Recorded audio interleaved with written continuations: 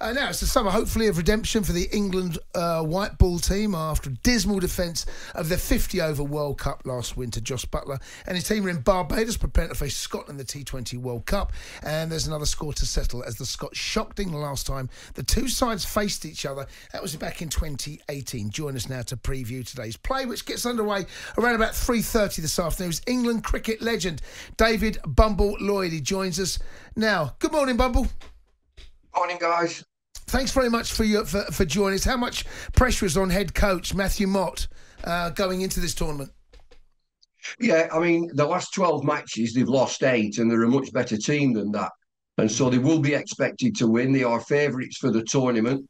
All sorts of things to consider. I'm absolutely surprised that Steve Bruce is there. He's usually in Barbados. He'll be watching England in Barbados. I'm surprised he's not going. I know, Bumble. Let me tell you, my father-in-law, who's now 87, texted me the other day and reminded me that the World Cup's going on, and I was just, my daughter's just give birth to a little boy, so I couldn't be there. I didn't have the guts to tell my good lady that I'm going to the Caribbean with her father, but I would like to be there, Bumble, if I possibly could. It would be a great start. I know you would, and I know that, but and pitches, that's something else to consider, Jason.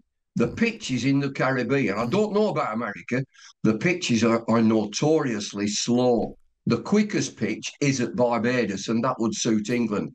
England are talking about firepower, they're talking about Mark Wood, they're talking about Jofra Archer. But you're dead right that the pressure will be on not only the coach, but on the captain as well. And they've got to deliver. They've got a wonderful side. Usual thing, you look on paper, you'll think, wow, all the other teams will be talking about England, but you've got to perform. I think that's the big thing now, can they perform? Because you're right, when you look at this team that we've got, Bumble, we are as good as anybody, aren't we? I mean, I still think we have to beat the Indians, of course, but will that suit England? Will the pitches suit India better than England? What's your thought on the actual pitches? Yeah, they'll certainly suit India better, but I mean, India, they've failed to deliver. You know, I don't think that they're one of the top crack outfits. Australia will be. West Indies at home will be a real handful. That's their strong point. In all the cricket that West Indies play, T20 cricket is the strong cap because they've got power, and you're going to need power. And so the other team that everybody forgets, just forget that New Zealand, they'll be all right. They usually are. But if you put me in a corner and say, who do you fancy to win it? I think at long last, I've looked at this side, I thought, surely South Africa can do it. They've got a wonderful outfit. So all in all, there are some great sides.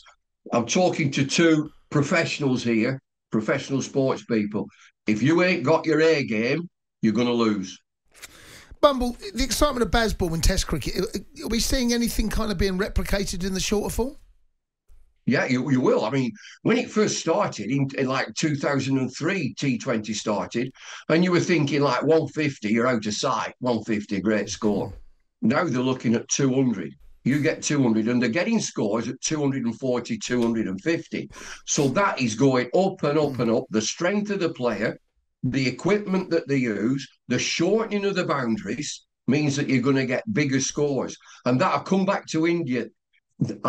He said, I mean, it might be a banana skin for me, but I think that India and Pakistan have got left behind a little bit in the power game. Right.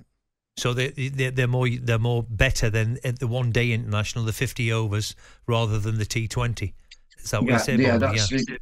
And particularly India, yeah. And excuse my ignorance with this, will Archer make such a big difference? Have we missed him that much, especially with the pitches in Barbados and around the Caribbean? He's gold, absolute gold. Okay. I mean, just think about it. 95 miles an hour from 20 yards away. What do you want? What are you going to do? Well, I'd rather face somebody at 75 miles an hour. Thank you. Even that's difficult enough. And that's what astounds me of the modern day player now, Bumble. It's that the ability now to hit regularly the sixes, and they do with something coming down at you 90 mile an hour is quite ridiculous, really. The technique of these boys now is absolutely unbelievable. Well, they're out of sight. I mean, the fitness of the guys and the training that they do. And of course, the analysis. I mean, analysis is massive. They go down to the last detail of where you can hit this individual bowler. And the boundaries have come in. There's no doubt. You know, from when I used to play, there were no rope and no boundaries. You used to have a whole field. You used to run fives. But, you know, that's not on now. I mean, a three's an event if you get a three now. But what sort of crowds are we expecting over the course of this? Because you mentioned it's not just in the West Indies, it's over in America as well. Is it a sport that do you think could catch on over in America, or is it just, you know, they got baseball and that's it? Well, I think they're looking to grow the game. They've never cracked America, but there are real signs that cricket is emerging in America.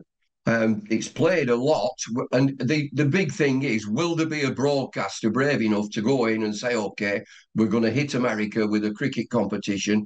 It's bubbling under, right, and it shows great potential, and this competition will showcase the facilities that they've got, the players that they've got, and the interest. I mean, that's what we're talking about. Is there the interest? Yeah. What about Scotland? I'm guessing, you know, back in 2018, they, you know, with everyone remembers what happened then. It can't happen again, can it? Well, Scotland ain't going to win it. They ain't winning this tournament. Right. But they'll throw everything at England. Yeah, I bet, yeah. This first game. And you know what you like? In your first game, you're a little bit tentative. You're just feeling your way. Scotland will be bang up for this. Absolutely. This is their final. This is their final. They'll play lots of other matches. This is Scotland's final. Right. I was at the Grange, and when Scotland turned England over, it's one of the best one-day games I've ever seen. And I've said many times on this programme. It's a small, intimate ground. It's full to the rafters. They're on trees and all sorts. And there's one fella sat by one of the hospitality tents in a blue suit, collar and tie. One of the great rock and roll legends of all time, Charlie Watts, Rolling Stones drummer, is stood there watching the match. Brilliant stuff. Bumble, listen, appreciate that, your time, matey. And no doubt we'll be speaking to you over the course of the tournament, all right? You take care. Yeah, speak soon.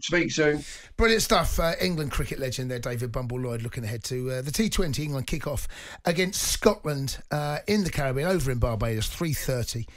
Looking forward to that. On AM, on DAB, via the talkSPORT app and on your smart speaker. talkSPORT.